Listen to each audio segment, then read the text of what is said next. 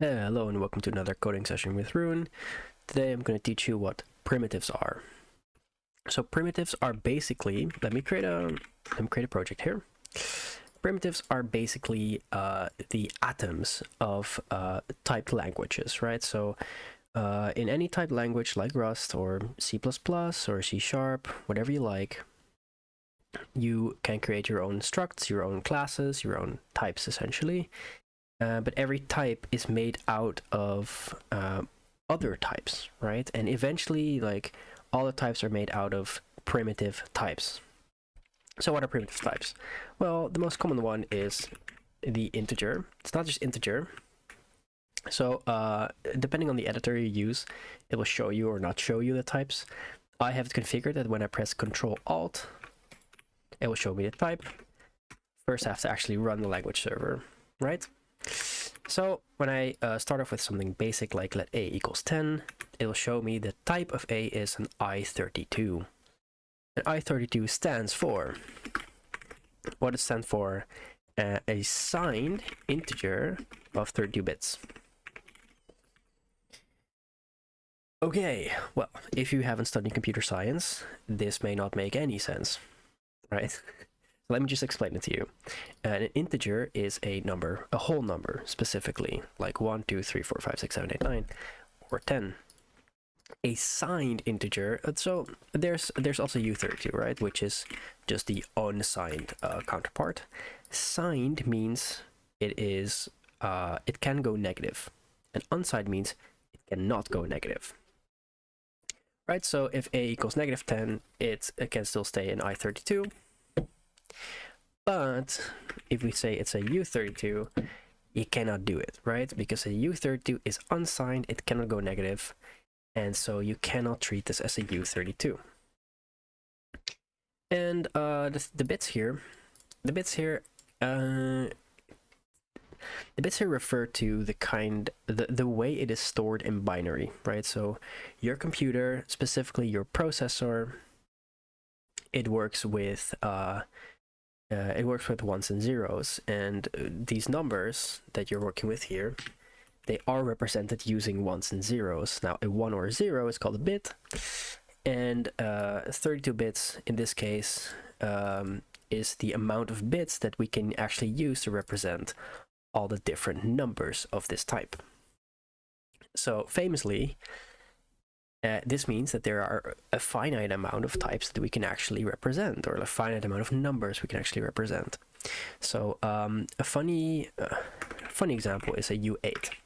This is an unsigned integer of 8 bits. And again, we have the corresponding i8, which no one uses. Right, so u8 is an unsigned integer of 8 bits. So 8 bits is a maximum of 255.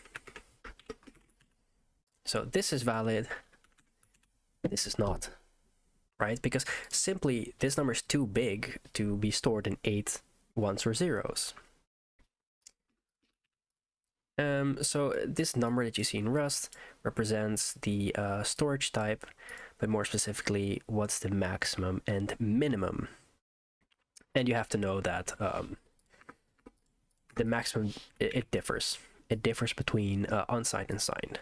So they have the same amount of bits, but one is just shifted a little, right? So the maximum, so this thing goes between 0 and 255. But i8 goes between negative, I think, 127 until I think it's this. Right, so both store 255 numbers. i8 just stores it with a little offset. So this is an i8. We can store 127, but not 128. But we can store the negative. Right, so that's kind of the basics of binary storage. And these are primitive for a reason, because these are what the CPU uses. There's no like lower form of this. Specifically, this has the name, this is called a byte. 8 bits is a byte. Okay, and similarly you have i16, you have u16, and you go higher, right? So i64, u64. You also have i128 and u128. These are used for, I think, timestamps, for example. And there is one more special one, which is isize and usize. These are the things you will find often, very often. I think if we create, let's say, an array, like a list of numbers, right? Let's say listy or list. We can do this. In Python, I always use listy because list is a keyword. Let's say list. And we create a vector. Right, so we have a list, and then we can say len, the length of the list. What's the length of the list? Let length equals list.len. What you're gonna get is a usize. Size refers to the amount of bits your CPU works with. So since I have a 64-bit CPU, I know my usize is going to be actually a u64. Why does this exist? Why does this exist? Well, a usize is obviously it's the way your CPU operates best, right? If you give a 64-bit CPU a 128-bit number, that's basically two of its, we call them words, right? It's basically two words because it's a 64-bit CPU. 64 bits is one word. That's what it works best with. And if you do like a 32-bit or even 16-bit CPU, you have to know that all the other ones, they're kind of inefficient in a way. So this is made so just your code is portable. You know, if you use usize, isize everywhere, you know your code is going to compile on whatever bit CPU is actually used. And it will also expose like incompatibilities in bits. For example, if you use some algorithm, it gives 64 bits. Yeah, to convert it to a usize, you're gonna need to do some explicit conversion, right? That kind of reminds you like, hey, you can't go wrong here. So these are the integer primitives, which is essentially what I wanted to talk about. Yeah, so the next thing I want to talk about is using these for arithmetic. So if we say let a equals 10, let a equals, let's do something sneaky, let a equals 200, let b equals 100, then we can print, obviously we can print a plus b, right? Let's run this, it's gonna say 300. That's nice. What's gonna happen if we let these be u8s? It compiles, right? Like it clearly compiles. We can do cargo build. Okay, that's a cargo build. That's a cargo build thing. I'm saying in your thingy here. Damn, I didn't know it did that. What I am trying to say is, say you have a function that takes in a u8 and returns a u8, and we're gonna add 100 to it, and then we're gonna call gva. Will this build? This will build. Scary because this is gonna crash your program. Right? Why is this going to crash the program? Because a u8 can only hold up until 255, but we're adding 100 to it. That can't happen, right? So what's this going to do? It's going to crash. But I thought Rust was safe. No, it's not. It's not. Some people have made a design decision to just allow this, and it's going to crash your program in debug mode, since we are in debug mode, right? So if you run this in release mode, it's actually going to show you the wrapped version. So what happens when it wraps?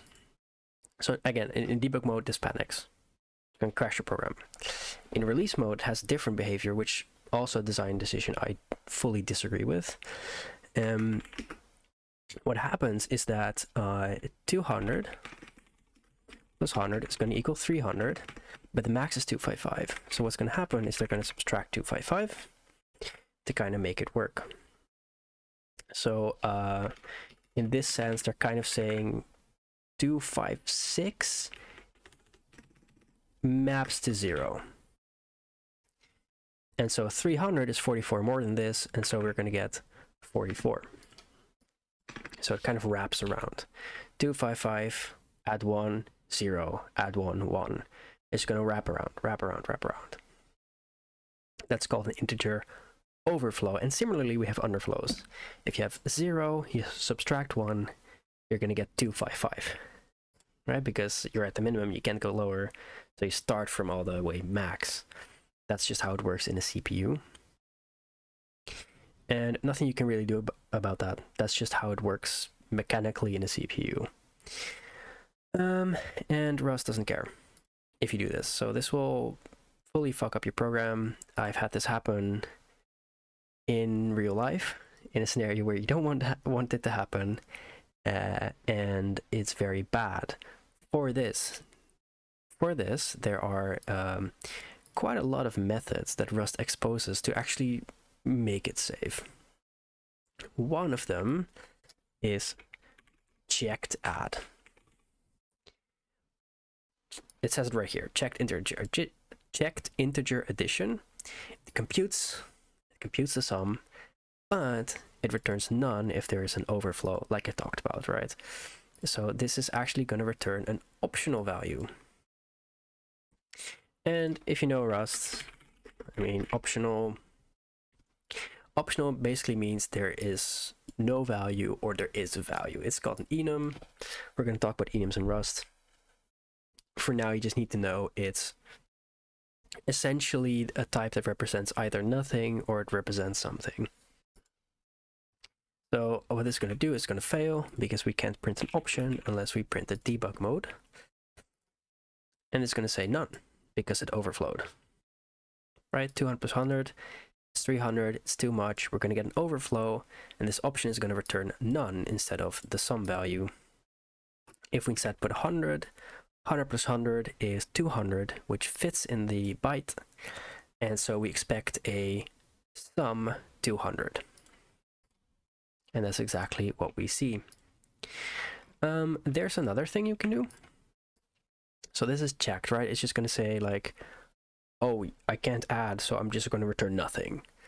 There's also saturating. So let's do that.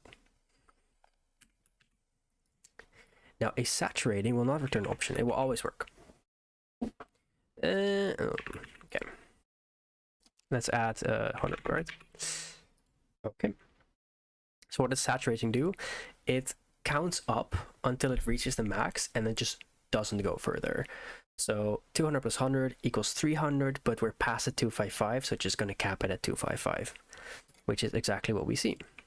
And the same happens with saturating sub. So we can subtract like 250. That's still a byte. And if we run, we can see that 200 minus 250 is negative 50, but we're below the kind of bound, right? So we're just going to stay at 0. So that's saturating operations and checked operations. I think there is wrapping as well. So this is essentially saying to Rust, this is telling Rust like, hey, I actually want the rat behavior. So in release mode, this just compiles away, which is nice. Right, so even in debug mode, now we expect 44.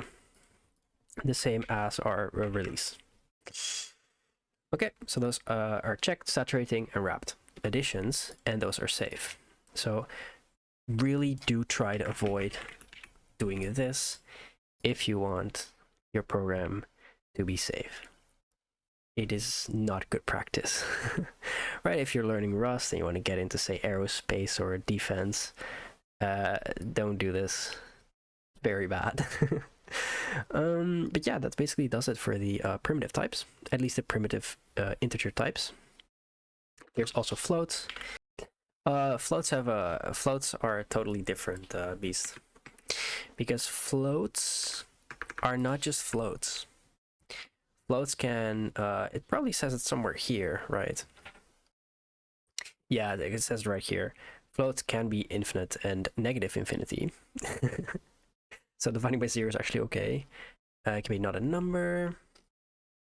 And there can be some, I think they're called like subdigital or something. Let's check. Is subnormal. These are just all garbage values, like because of the way that f32s, or I guess float numbers in general, are represented using these bits, like the 32 bits. There's some configurations of bits that don't make any sense, and that's kind of why you want to make sure you call like any of these functions if you're doing arithmetic using floating numbers, right? You want to make sure like, hey, am I going to return a normal number if say I want to calculate the attitude of my plane, right? You don't want to say, oh, infinite or none or any of this weird stuff.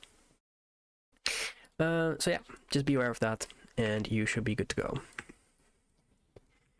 Let's see, was that it? I think that was it. Are there fixed point numbers? Not really sure. But this is essentially what you, at least the basics of what you need to know about primitive number types in Rust. I'll see you in the next video.